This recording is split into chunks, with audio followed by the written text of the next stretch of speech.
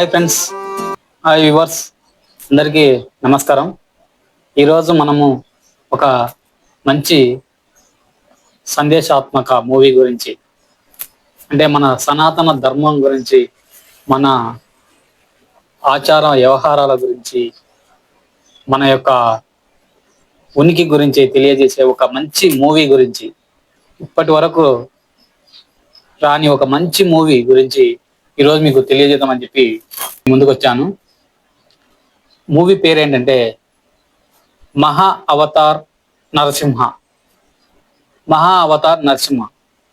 ఇది ఇందులో యాక్ట్ చేసిన వాళ్ళంతా మన మనిషి రూపంలో ఉన్న వాళ్ళు కాదు. మొత్తం ఒక ఈఎఫ్ఎక్స్ నుంచి తయారు చేసిన ప్రతి ఒక్క క్యారెక్టర్ను విఎఫ్ఎక్స్ నుంచి తయారు చేశారు. మూవీలో ఒక హీరో అన్నట్టుగా అంటే ఒక మెయిన్ హీరోతో తీసిన సినిమా కాదు ఇది. ఒక విఎఫ్ఎక్స్ తోన తయారు చేసిన అన్ని రూపాంతరాలను కలిపి ఈ యొక్క మహా అవతార్ నరసింహ మూవీ తీశారు. మూవీ అయితే చాలా అద్భుతంగా ఉంది. అసలు విఎఫ్ఎక్స్ అయితే చాలా చాలా చాలా బాగుంది. ఇందులో ఈ మూవీ కథ ఏందో తెలుసు. మహా అవతార్ నరసింహ కథ అంశం ఏంటంటే భక్తి ప్రహ్లాదుని యొక్క ముఖ్య కథాంశం. ఈ భూమిపై ఇద్దరు రాక్షసులు జన్మిస్తారు. ఆ ఇద్దరి రాక్షసులను వధించడం కోసమే భక్త ప్రహ్లాదుడు జన్మిస్తాడు. అతని రూపం నుంచి ఆ భక్త ప్రహ్లాదుడు కొలిచే ఆ యొక్క విష్ణుమూర్తి మహా అవతారమే ఈ యొక్క లక్ష్మీ నరసింహ అవతారం. అసలు ఒక్కొక్క సీను ఒక్కొక్క అద్భుతంగా ఉంది. విఎఫ్ఎక్స్ అయితే వండర్ఫుల్ గా ఉన్నవి. భక్త ప్రహ్లాద తన భక్తితో ఆ ఆ యొక్క విష్ణుమూర్తిని ఎంతగానో ఆరాధిస్తాడు. అసలు సినిమాలో ఒక ఒక ఫోన్ అయితే ఇంకా మనం కూడా మైమర్చిపోతాం, అట్లా ఉంది. ఎందుకంటే సముద్రం నుంచి భక్త ప్రహ్లాద సముద్రం నుంచి బయటకు వస్తాడు. వచ్చిన తర్వాత తన ఉనికి గురించి, అంటే భక్త ప్రహ్లాద తన తండ్రి రాక్షస వంశం నుంచి పుట్టాడు కదా, ఇలాంటి రాక్షస వంశం నుంచి పుట్టిన నన్ను విష్ణుమూర్తి ప్రతి ఒక్క ఆపదలో నన్ను రక్షిస్తున్నాడు. ఒకసారి అలాంటి మహాప్రభు అయినటువంటి విష్ణుమూర్తి యొక్క దర్శనం నాకు ఎలా దక్కుతుంది అని ఆలోచించి ఏడుస్తూ అలా పడిపోతాడు. అలా పడిపోయిన కొన్ని సెకండ్ల తర్వాత ఆ మహా అవతార పురుషుడైనటువంటి ఆ విష్ణుమూర్తి ఆ యొక్క భక్త ప్రహ్లాదుని తన ఒడిలోకి తీసుకొని తనను ఇలా చెప్తుంటాడు, దర్శనం ఇవ్వమన్నావు కదా, నీకు నేను దర్శనంగా ఇచ్చాను, మాట్లాడు నాతో ఏమైనా అని. అంటే నీ యొక్క దర్శనంతో నా యొక్క జన్మ ధన్యమైంది అని కొన్ని మాటలు జరుగుతాయి. అక్కడ ఆ మహావిష్ణు ప్రభు ఏమంటాడంటే, నేను నీకు ప్రభువును కాదు, నీకు నేను దాసుణ్ణి. నువ్వు ప్రేమతో, అభిమానంతో, భక్తితో, ఎంతో భక్తితో నన్ను, నీ యొక్క భక్తికి నన్ను మైమరిపింపజేశావు.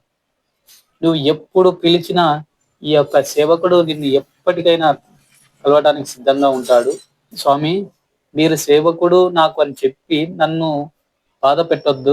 మీరు ఎప్పుడు నాకు ప్రభువునే. నాకు ఒక్కటే ఒక కోరిక, నేను నిన్ను ఎప్పుడు ఏ సెకను నిన్ను మర్చిపోనంతగా నీ మీద నా యొక్క భక్తి ఉండాలి. ప్రతి సెకండ్ నీ మీదనే నా యొక్క ఆలోచన ఉండాలి. మరి ఏ ఆలోచన నాకు అవసరం లేదు, ఏ కోరిక అవసరం లేదన్నప్పుడు ఆ విష్ణుమూర్తి తన వరమిస్తాడు.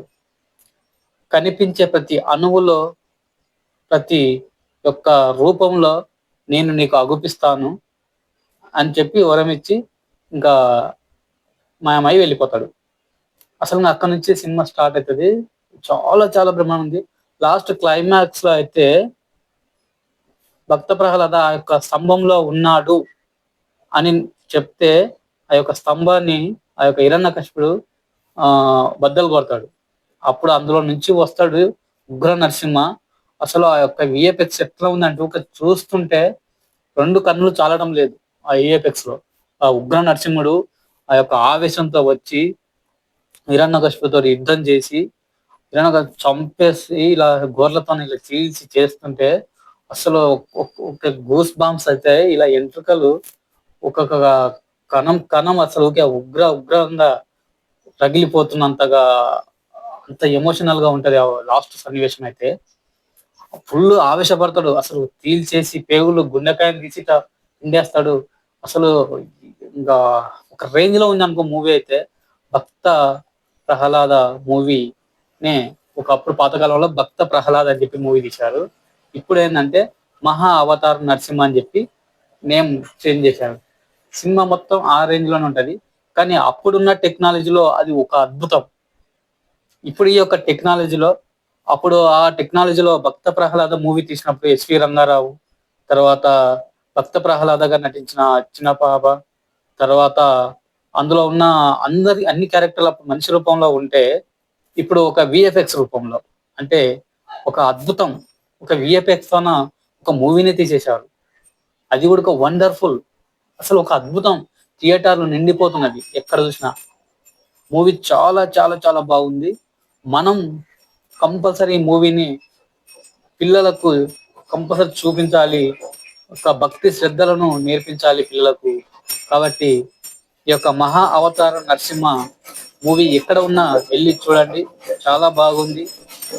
ఒక సనాతన ధర్మంలో ఉన్న ప్రతి ఒక్క అంశాన్ని ఇందులో చూడొచ్చు మనము.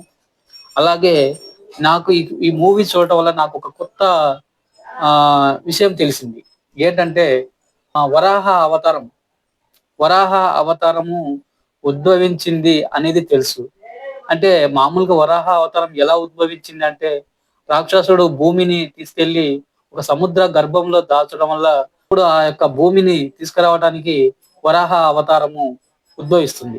కానీ వరాహ అవతారము ఎలా ఉద్భవించిందంటే, ఇన్ని దినాలుగా వరాహ అవతారంలో విష్ణుమూర్తి వరాహ అవతారంలో ఒక అవతారం ఎత్తాడని తెలుసు గాని, ఆ యొక్క అవతారం ఎలా ఉద్భవించిందంటే, బ్రహ్మ నాసిక రంధ్రాల నుంచి అంటే బ్రహ్మ యొక్క ముక్కు రంధ్రాల నుంచి ఆ యొక్క వరాహ అవతారం అనేది ఉద్భవించడం జరిగింది.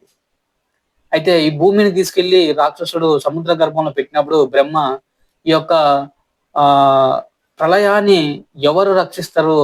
విష్ణుమూర్తి నువ్వు ఏం చేస్తున్నావు? ఈ యొక్క భూమిని తీసుకెళ్లి ఆ యొక్క సముద్ర గర్భంలో దాచాడు ఆ రాక్షసుడు. ఇప్పుడు ఈ యొక్క భూమిని పరిస్థితి ఏంటి? నువ్వు ఏం చేస్తున్నావు? ఈ యొక్క ప్రళయాన్ని నువ్వే రక్షించాలి అని అనటం అంటుంటాడు బ్రహ్మదేవుడు. ఆ టైంలోనే బ్రహ్మదేవునికి తుమ్మొస్తది. అని తుమ్ముతాడు. తుమ్మిన ఎమ్మడే ఆ యొక్క నాసిక రంధ్రాల నుంచి వరాహ అవతారం ఉద్భవిస్తది. ఆ వరాహ అవతారం నాసిక రంధ్రాల నుంచి ఉద్భవించి వచ్చిన తర్వాత ఆ యొక్క రూపం ఉగ్ర రూపం వరాహ అవతారం మొత్తం విజృంభించినప్పుడైతే ఇక అసలు అద్భుతం. అసలు కేకలేయొచ్చు. మనం ఒక ఒక రేంజ్ లో ఉంటది.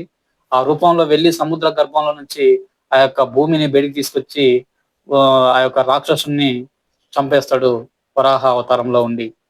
అంటే నాకు ఈ సినిమా చూడడం వల్ల ఇంకొక ఈ విషయం కొత్తగా తెలిసింది. ఇంకా చాలా చాలా విషయాలు ఉన్నవి. మీరు ఈ సినిమా చూడండి. చూసి తెలుసుకోండి.